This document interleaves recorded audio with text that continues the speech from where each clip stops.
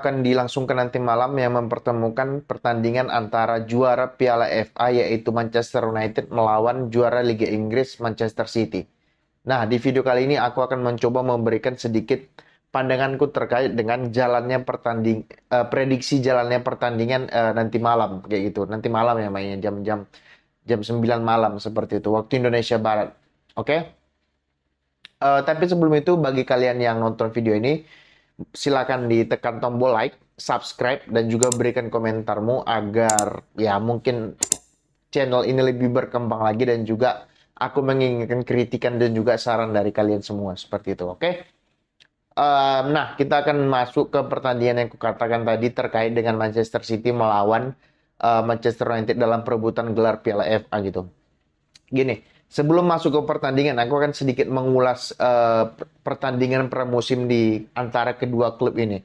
Manchester City bisa dibilang di pertandingan pramusim kali ini mereka tidak begitu memuaskan ya seperti Manchester City pada umumnya ya ataupun seperti klub-klub besar top lainnya ya.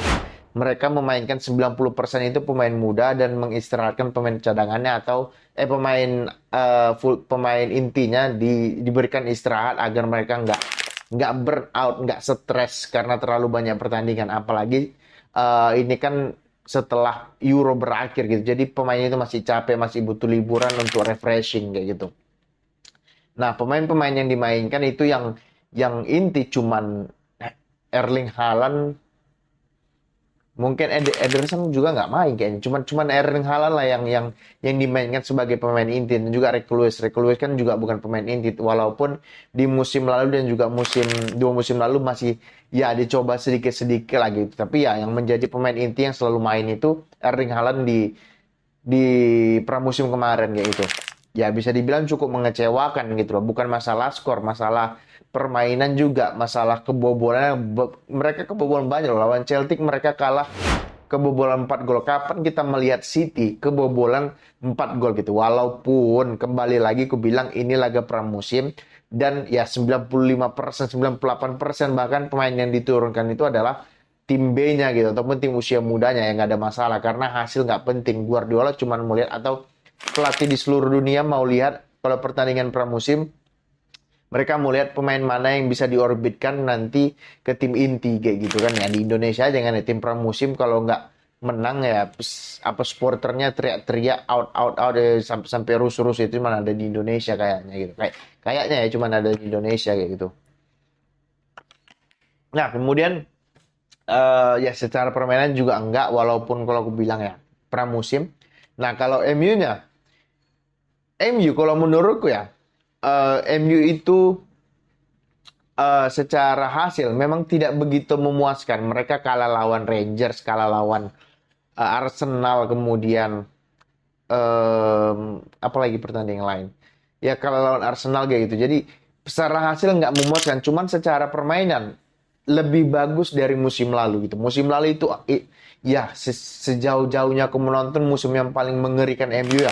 Musim lalu gitu itu kacau pemain banyak cedera, banyak kasus, kemudian pergantian kepemilikan nggak jelas, kemudian ya ribut pelatih dengan pemain yang underperform. Jadi masalahnya itu terlalu complicated, terlalu banyak gitu yang menyebabkan ya berimbas kepada performa dari pemain gitu. Nah, maka dari itu kalau aku bilang secara permainan MU di pramusim itu lebih bagus. Siapa pemain yang menjadi man of the match selama pramusim ini ya? Kalau aku bilang cuma ada satu pemain yaitu siapa? Mason Mount gitu. Mason Mount ini kan kalau aku pribadi ya menilai Mason Mount ini nggak top ya. Cuman pemain bagus, cuman nggak top gitu ya. Jadi permasalahan dia kan di 2-3 tahun terakhir ini di Chelsea maupun di MU, dia tuh banyak cedera. Tapi kalau dia dimainkan ya, kalau aku bilang ini one of the best lah. Salah satu pemain yang bagus lah, bukan yang terbaik, cuman salah satu pemain yang bagus kalau dimainkan sebagai box to box atau sebagai pendampingnya DM di belakang. Jangan berikan dia peran seperti peran yang diemban sama Bruno. Bukan tipe dia tipe pemain yang pekerja keras dan juga kreatif. Kalau Bruno, dia tipe pemain kreatif dan juga bekerja keras. Cuman kreativitas Bruno itu lebih besar lagi daripada si maunya. Makanya itu kalau aku bilang Mount itu nggak cocok di belakang striker, lebih cocoknya si Bruno karena Bruno lebih memiliki insting killer lah kayak gitu. Jadi kalau aku bilang pemain yang secara permainan seperti misalkan lawan Arsenal atau lawan Liverpool juga mainnya bagus kalau gue bilang MU, cuman ya nggak ada goal getter karena apa ya? Højlund cedera, Zirkzee juga belum fit, yang nggak ada yang bisa dimainkan. Mau nggak mau siapa? Sancho yang dipasang sebagai false nine ya. Sancho tahu sendiri, ini pemain bukan harga 100 juta, dibeli 100 juta. Value dia paling kalau aku bilang 20 25 juta udah mentok gue bilang. Kayak waktu MU beli ngejar-ngejar dia ngebet 90 juta ya, aneh aja gitu. Tapi ya namanya juga Ed Woodward gitu kan. Nah, kemudian kalau kita mau masuk ke langkah selanjutnya itu adalah terkait sebelum kita bahas pertandingan ini adalah pembelian pemain dan juga penjualan pemain. City itu baru dikabarkan sama Fabrizio Romano bahwasanya mereka menjual Julian Alvarez ke ATM 75 juta plus 25 add-ons, ya berarti 95 juta. Gila, ini dia beli cuman di bawah 20 juta euro dijual 95, berapa kali lipat?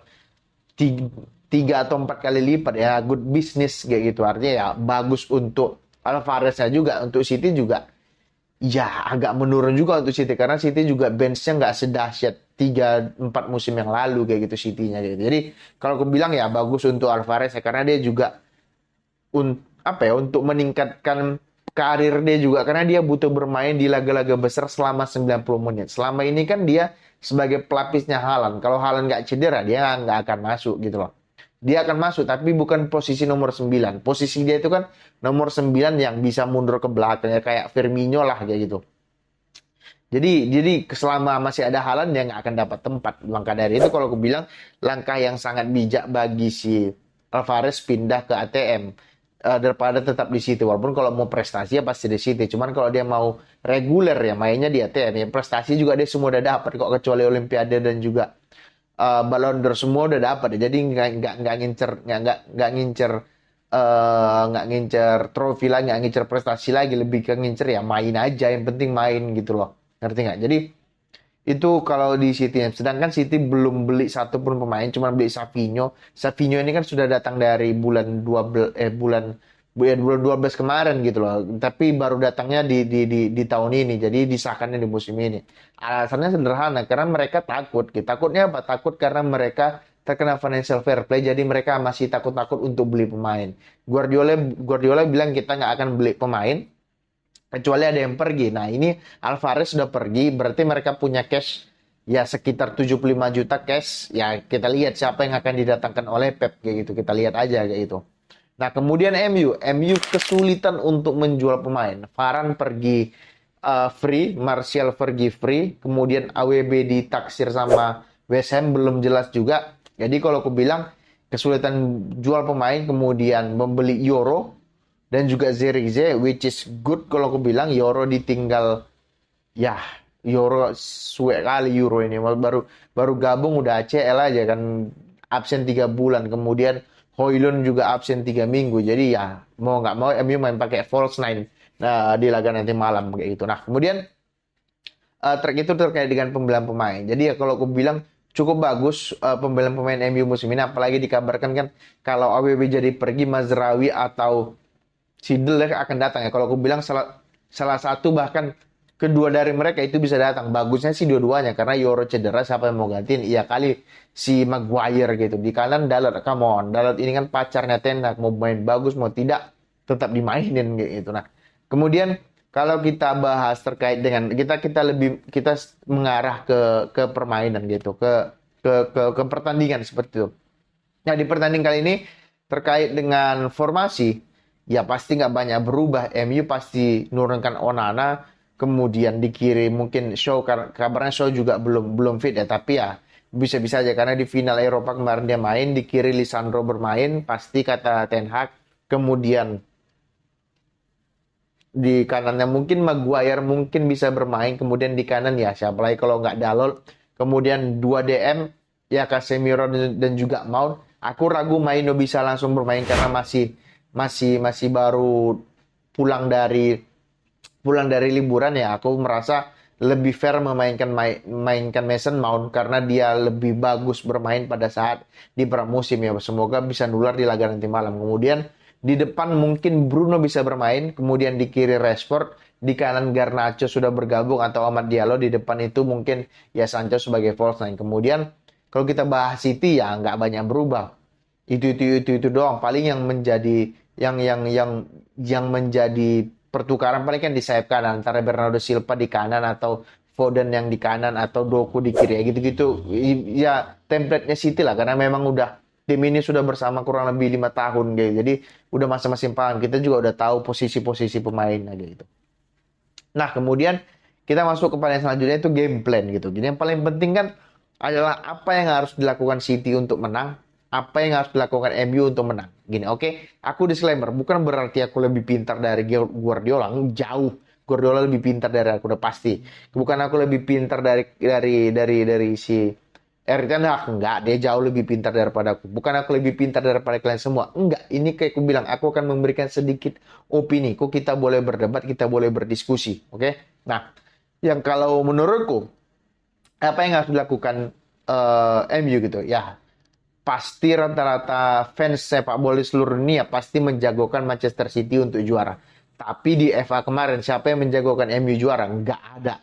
Ujung-ujungnya apa? MU yang juara, walaupun dibantu dengan ya gol hadiah lah Garnacho karena apa blundernya Ortega ya kan. Ya jadi it doesn't matter gitu. Jadi kalau aku bilang yang lakukan ini begini. Berapa tim yang bisa menang ataupun yang bisa menguasai bola lebih banyak dari City di satu pertandingan? Gak ada tim. Bahkan Munchen, City lebih bagus. Barcelona, City lebih banyak penguasaan bola. Kalau main full tim, tim Guardiola memang mengedepankan possession ball. Jadi kita nggak akan heran kalau MU nanti main nanti malam itu main middle ataupun low block gitu lebih kepada bertahan karena apa ya memang nggak ada tim yang bisa ngelawan City untuk possession ball. Oke, memang kekuatan mereka itu di situ possession ball. Jadi jangan bilang oh main counter aja menang bangga. Enggak, memang kayak gitu. Nggak bisa kita ngelawan kita.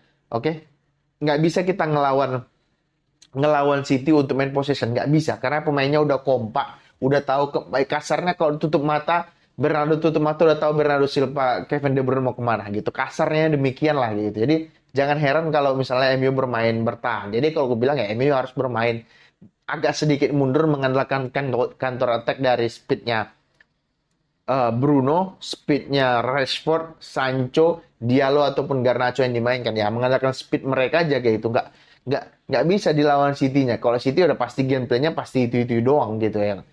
Ya City ya sulitnya City sekarang kan mereka nggak punya sayap yang skillful, nggak punya sayap yang tajam gitu. Tapi mereka tetap memiliki seorang Erling Haaland yang kemudian akan dilayani oleh Kevin De Bruyne itu tetap berbahaya aja. Nah, kekuatan MU ini kan ada di wingnya, ada Rashford, Garnacho, Diallo di kanan gitu. Jadi kekuatannya itu di situ. Maka dari itu kalau aku bilang ketika bermain low block dan kemudian mendapat 1-2 kesempatan untuk bisa counter attack, ya MU harus bisa efisien, efektif dan efisien. Kalau enggak, ya selesai. Kalau lawan City, kalau bisa kasarnya 1 peluang 1 gol, cuman agak sulit ya 2 peluang 1 gol lah kayak gitu. Kalau bisa seperti itu gitu. Buktinya apa? Buktinya di pertandingan FA Cup kemarin bisa kok kita menang, bisa kok MU menang. Jadi bukan hal yang mustahil menang melawan City. Ya tergantung pemainnya lagi. Ya kita nggak tahu kartu merah lah, penalti lah, blunder lah kita nggak tahu. Semoga nanti malam MU nggak mau buat blunder ya. Semoga pemain City yang blunder ya. Tapi kan ya nggak bisa ngeharapin itu. Tapi ya kembali aku bilang semoga MU-nya bisa main lebih. Ya kalau kalau aku sih bagusnya main kalau aku pribadi ya. Kalau aku pribadi idealnya MU itu main ngepres. Tapi yang kita tahu sendiri pressing MU gimana gitu. Pemain MU ngepres itu malas gitu. Jadi ya kalau aku bilang realistisnya MU main agak middle block jangan low block. Kalau low block terlalu banyak space yang diberikan kepada pemain City mereka bisa acak-acak. Jadi ya middle block aja masuk masuk ke daerah permainan kita press masuk daerah permainan kita press gitu. Jadi pemain mereka tidak memiliki begitu banyak space untuk memainkan bola dan juga shooting ke gawang gitu ya. Tahu sendiri Onana gimana. Apalagi kalau Maguire yang main ya takutnya blunder pula ya kan. Jadi kalau aku bilang kembali lagi kekuatan MU itu ada di sayap ya pasti di speed juga pasti Erik Ten Hag akan menginstruksikan anak buahnya atau anak asuhnya untuk bermain counter attack melalui sayap ataupun ketika main game atau main apa namanya bola-bola hidup ketika bermain passing-passing ya pasti dari sayap juga yang masuk ke dalam gitu. Oke, itu dulu terkait dengan prediksiku jalannya pertandingan nanti malam. Bagi kalian yang suka, silahkan di-subscribe, di-komen, di-like. Bagi kalian yang nggak suka, yang apa-apa sih di-skip aja, oke? Terima kasih, semoga terhibur.